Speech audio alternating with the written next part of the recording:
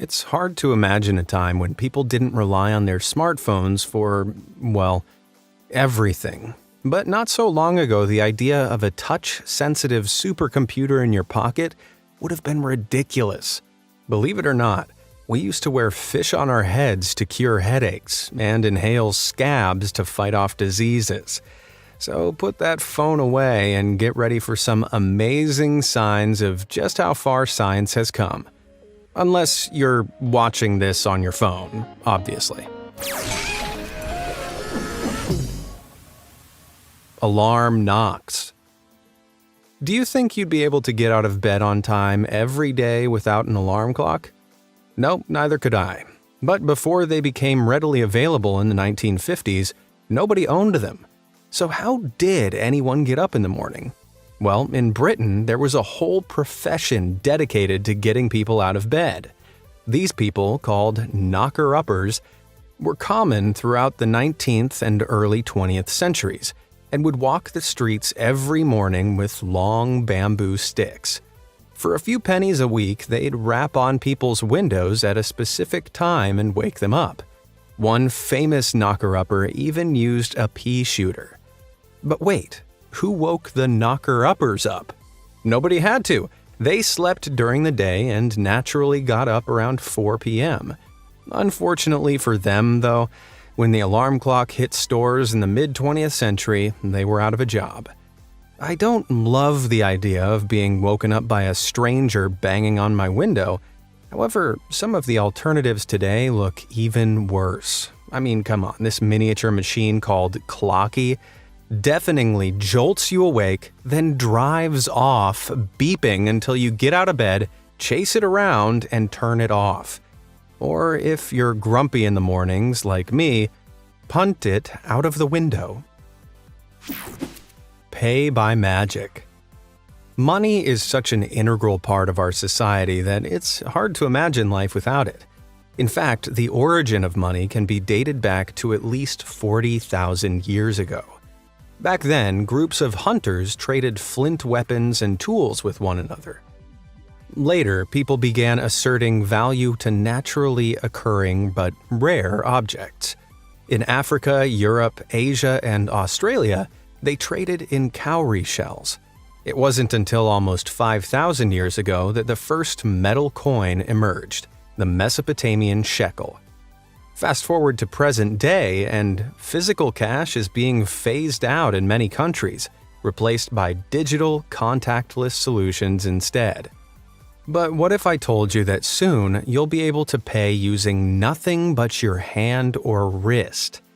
Incredibly, the technology has existed for years and involves inserting a tiny, rice-sized microchip under your skin with a syringe, which conducts contactless transactions. Until recently, it had only been trialed in closed environments like offices. But now, Polish-British business Walletmore plan to bring the chips onto the market for about $230, which, to me, sounds a remarkably small price to pay for essentially becoming a cyborg. The company claims it's completely safe and doesn't track your location or personal info, but what do you think? Would you get one of these, or does it all seem a bit too handy? Even if you don't want to pay for stuff using your hand, though, you could still use it to hit those like and subscribe buttons. That way, you'll never miss out on any of my new amazing content. Anyway, where were we? Rock bottom. If there's one thing we've taken for granted, it's being able to wipe our butts with toilet paper. Yet, toilet paper wasn't widely available anywhere until China first manufactured it in the 14th century, and it didn't make its way to the US until the 20th century. What did people do before then? Well, after unleashing the 4 horsemen of the poopocalypse on their poor toilets, early Americans would grab pretty much anything that was closest to clean up with. A favorite, however, was a dried corn cob. Ugh. Hopefully nobody got their dinner mixed up. Further back in history, the ancient Greeks preferred rubbing their rears with stones or ceramic fragments. Some pieces of ceramic have even been found inscribed with people's names. Historians reckon people did this to, very literally, soil the name of somebody they didn't like. Imagine walking into someone's house and finding their toilet paper had your face all over it. There'd be a lot of questions. The award for grossest bum plumbing instrument ever has to go to the ancient Romans, though. As well as having communal toilets that offered zero privacy, they also shared sponges on sticks. That's right, the crazy crappers all picked from a bowl of soiled sponges to dab their derrieres with. Alright, so they dunked it in a bucket of salt water or vinegar between uses, but I don't think that would get past hygiene officials today. Mercifully, we now live with the joy of soft, clean toilet paper. Hopefully my face isn't on any of yours, but then again, you'll never know what it looks like. Radical rays. When you think of X-rays, you probably picture some big machines in hospitals. And yet, following their discovery and development in 1895 by the German engineer and physicist Wilhelm Röntgen, the radioactive ray machines also became common in shoe stores. You see, during the First World War, X-rays weren't just used to examine wounds. The U.S. military also used them to ensure soldiers' boots were the correct fit. After the war, the technology was adopted to fit inside a strange device called a shoe-fitting fluoroscope, and by the 1920s, both Britain and the U.S. used the fanciful fluoroscopes.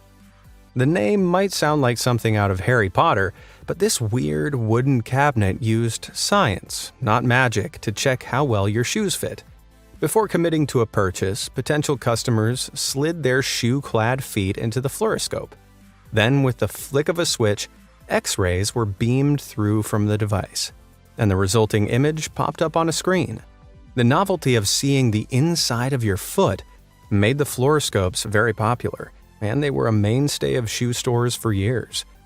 As we now know, though, too much exposure to X-rays can cause major problems. I mean, swapping blisters for radiation poisoning and even cancer doesn't sound like a great trade-off. As X-rays became better understood, the fluoroscopes were steadily banned throughout the U.S. However, as late as 1970, there were still 17 states that allowed them. I'll stick with feeling if my shoes fit or not. Thanks. Automobiles.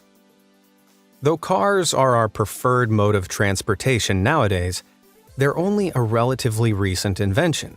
Back in 1886, German engineer Carl Benz brought the first iteration of the vehicle to the market. Benz's company would later merge with another German automobile manufacturer, Daimler, and produce the iconic brand Mercedes-Benz. However, the first car ever was significantly less high-powered than a modern Mercedes.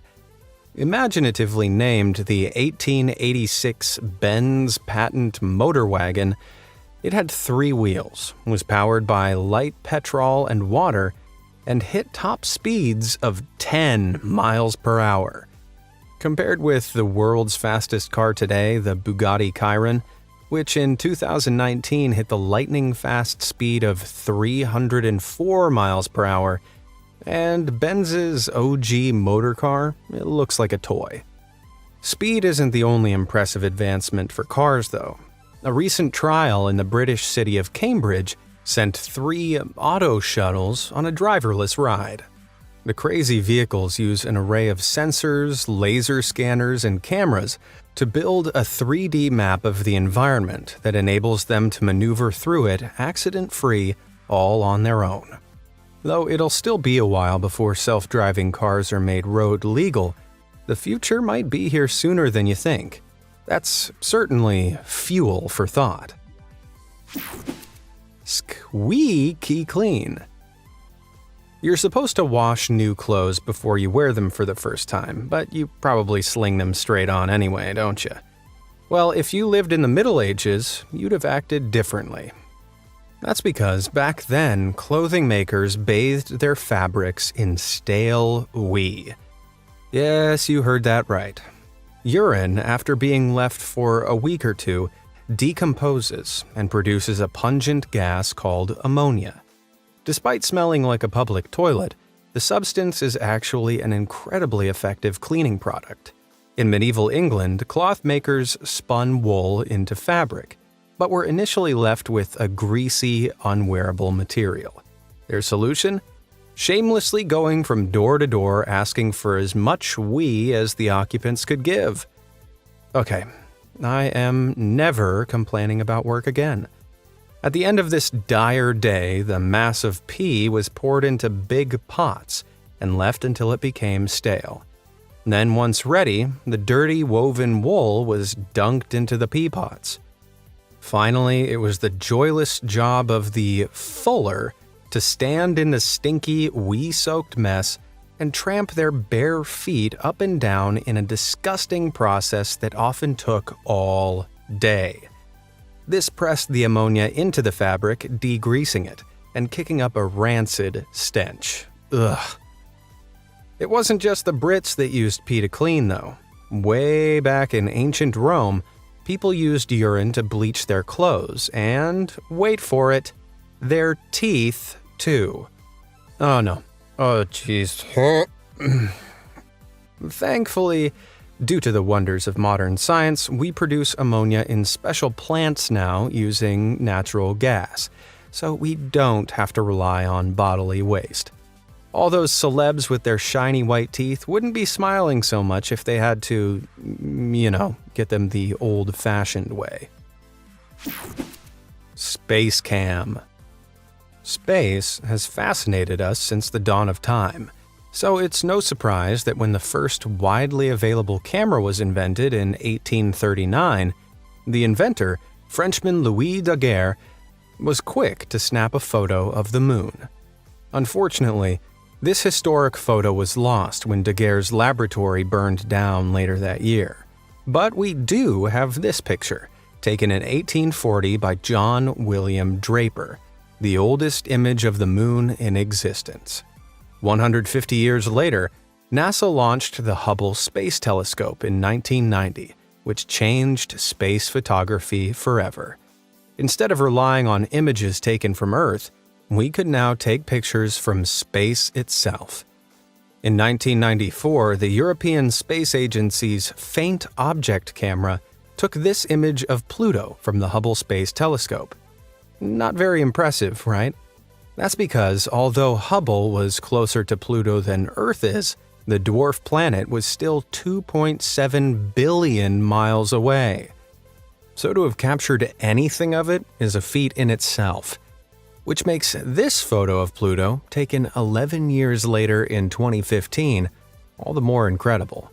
The pic was snapped from NASA's New Horizons spacecraft, launched in 2006, which, after 9 long years of traveling, got within an insane 7,800 miles of Pluto's surface. That's 346,000 times closer than Hubble got. Appropriate spacecraft thrusters hadn't been developed at the time Hubble was launched, whereas by 2006, technology had advanced far enough to fit New Horizons with 16 thrusters, allowing it to travel much farther and faster. Knowing that, the difference between the two images is pretty understandable. Man, this is really putting my Instagram profile to shame. Zappy Happy. If you get a headache, popping a couple of pills is usually enough to keep the pain at bay. However, painkillers like paracetamol and ibuprofen weren't readily available until as late as the 1950s and 60s. In ancient times, without modern medicine, doctors turned to more shocking solutions. The ancient Roman physician Scribonius Largus recommended the use of electric black torpedo fish to cure symptoms of a headache.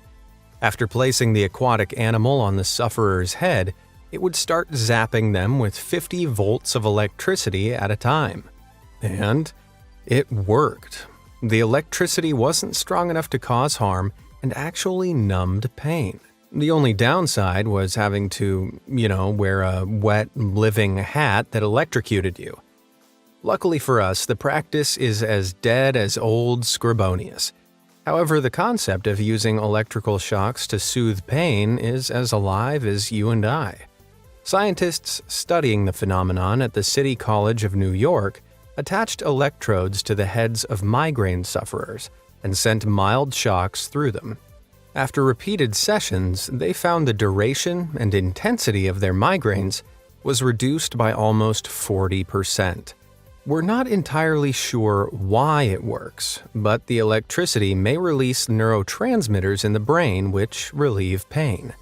And if you want to try it out yourself, there's no need to learn to fish. You can buy electrically charged headbands now, provided you have a cool $300 to spare.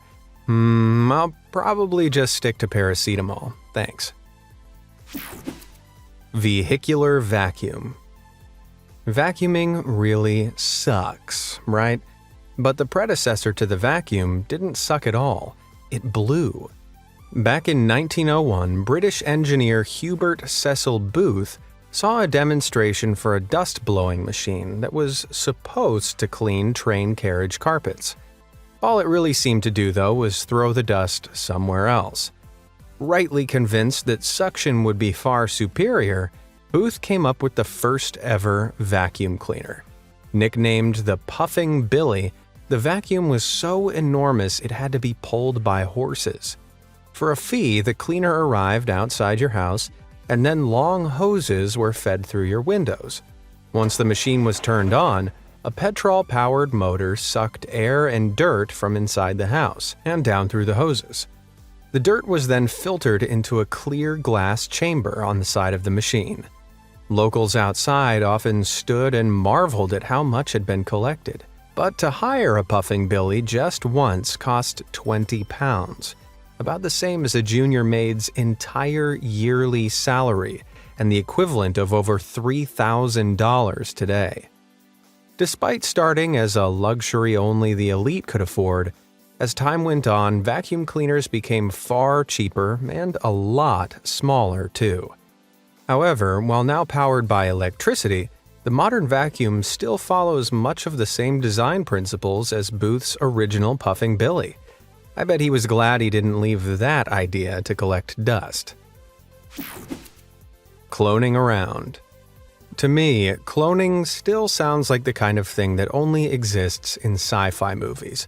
But unbelievably, it's been happening in real life for over 100 years. In 1902, German scientist Hans Driesch created the first clone by splitting a salamander embryo into two and growing a pair of identical lizards. Since then, all kinds of different animals have been successfully cloned. None have been as crazy as what happened on July 30th, 2003, though. In a Jurassic Park-like move, scientists in Spain brought an extinct species of wild goat back to life. The Pyrenean ibex died out in 2000, but frozen samples of its skin still remained in labs. By taking DNA from this skin and inserting it into the embryos of living domestic goats, scientists successfully got a goat pregnant who gave birth to the ibex. Sadly, the newborn passed away due to respiratory issues. Nevertheless, it proves that extinct animals can be resurrected, which is honestly mind-blowing. Don't worry too much about a real-world Jurassic Park, though. You need a very similar surrogate mother to the extinct species for the process to work. An ibex is a type of goat, and there were still issues. And the closest thing we have to a T-Rex is a chicken. Man, that would be one really big egg. If, however, you want your pet cloned, you're in luck. Texas-based Viagen Pets will clone your cat for $25,000 and your dog for $50,000. And they're not the only company offering the insane service. What do you think? Would you ever clone one of your pets, or have humans gone too far in playing God? Let me know down in the comments below. Not so smart watch. Today, a watch often does far more than just tell time. Smartwatches can tell you the weather, your pulse, and even work as phones. However, the concept of a smartwatch was first marketed back in 1984. The Seiko UC2000 wrist computer both looks and sounds like some kind of wrist-mounted superweapon, but its actual functionality was a little less flashy. For almost $800 in today's money, you could snag yourself a device that not only told the time, but also let you make shopping lists. Oh yes, the watch itself was clunky but did the job, with basic time, stopwatch, and alarm settings. However, by connecting it to the UC2100 keyboard, you unlocked a whole wealth of options. Okay, I lied a bit. It basically let you type notes and use a calculator. But wait, there's more! The ultimate extension, the UC2200, transformed the watch into a mini computer. You could play simple games, dabble in a bit of coding, and even print out your work using the built-in thermal printer. Although the printer drained the battery-powered system pretty fast, and it could only print receipt-sized pieces of paper, so probably not worth using it to write your next novel. Almost 40 years after the Seiko UC2000, compact, touchscreen watches with a gazillion uses dominate the market. Sure, they're a lot more powerful, but they might not even exist if it wasn't for this old-timer. Terrible toilets. I don't know about you, but I definitely take having a toilet for granted, because they haven't always been the clean, flushing porcelain thrones we perch on today. Back in medieval Europe, the occupants of castles would use rooms known as garderobes to do their dirty business. They were small, jutted out from the castle walls, and had a poop hole which descended down the side of the castle and ended in either a pit or the moat. Without a plumbing system, it was the unenviable job of so-called gong farmers to dig out the smelly, gross mess from the bottom and take it away from the castle. In fact, the garderobes smelled so bad that people used to store their clothes in them, because the pungent stench kept material-munching moths away. This is where the name comes from. Garter is French for keep, and robe refers to clothes. Mercifully, modern toilets don't smell as horrific thanks to the development of sewer systems. Waste is now disposed of through your sink and toilet bowl and sent underground through drains and sewers. From there, it's taken to water treatment stations, where solids are separated from liquids and collected for fertilizer. The remaining liquid is passed through waste-eating bacteria, and finally, the clean water is returned to our rivers and seas. Wow, if only your cleaning routine was so thorough. Profiting off pregnancy. Disposable pregnancy tests are not only incredibly useful, but cheap, reliable, and commonplace across the globe.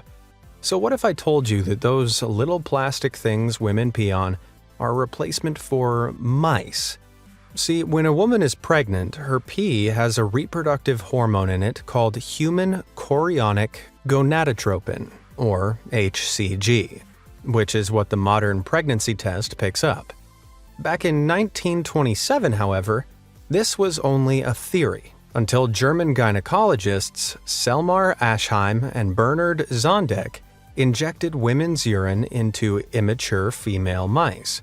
They found that if the woman was pregnant, the hormone in the urine would elicit a reproductive response in the mouse, made visible by a dot of blood on the rodent's ovaries. By checking for that blood, they could reliably tell if someone was pregnant or not. The procedure was undeniably cruel to the poor mice, but at least paved the way for the more ethical method we use today. Testing for pregnancy wasn't always this scientific, though. A few hundred years ago, in the 16th century, pee profits were a common way to see if you were expecting. Women came to these mystical figures and gave them samples of their urine, which the prophet would inspect. If he claimed to see tiny living creatures within the liquid, the woman was announced pregnant. The pee prophet might also test to see if the urine rusted a nail or changed the color of a leaf. Unsurprisingly, there's no scientific evidence to back any of this up. Ladies, if you've ever seen any little men prancing around in your pee, do let me know down in the comments below. Then please call a doctor. Mercury madness. For thousands of years, humans have been fascinated by the silvery metallic liquid known as mercury. As long ago as the 3rd century BC, Qin Shi Huang, first emperor of China's Qin dynasty, was obsessed with the stuff. He believed it was magical and swallowed mercury pills in order to attain eternal life. Ironically, those pills are what caused his demise. Mercury is incredibly poisonous to humans and can cause insomnia, memory loss, headaches, and much worse. And yet, for hundreds of years, this killer chemical was used as a cure. An incredibly popular medicine called calomel took the Western world by storm between the 17th and early 20th centuries, and was given to sufferers of all kinds of diseases. One of its main components was, you guessed it, mercury. Ingesting the white powder made people drool, vomit, and use the toilet a lot, which was seen as purging the body of bad fluids. Huge doses of the poison were prescribed, and people continued to chow it down, with no idea they were actually experiencing the symptoms of mercury poisoning. In the 1700s, calomel was even marketed as a teething medicine for kids, called Dr. Moffat's Teethina powder. As crazy as it seems, it took us until the 1950s to realize how dangerous the shiny substance really is. And now, it's in the World Health Organization's top 10 chemicals of major health concern. However, mercury vapor is still used in streetlights, fluorescent lamps, and advertising signs. It helps light bulbs run more efficiently and is used so sparingly that even if a breakage occurs, it won't cause any harm. That's not a free pass to go around vandalizing every streetlight you see, though. Vile vaccinations. In recent times, we've become very familiar with the concept of vaccinations. Where my double-jabbed COVID-19 vaxxed people at? By taking a weakened form of a virus into our bodies, we're able to fight off the disease, and in doing so, gain antibodies that protect us from it in the future. Vaccinations might be a clinical, hygienic process now, but it wasn't always this way. The first known instance of vaccination dates back to 11th century China, and boy was it bad. Smallpox was tearing through the country, spreading fever, rashes, and often proving fatal. So people were willing to do pretty much anything not to catch it. Most commonly, the scabs of the afflicted were pulled off and collected before being ground into a fine powder.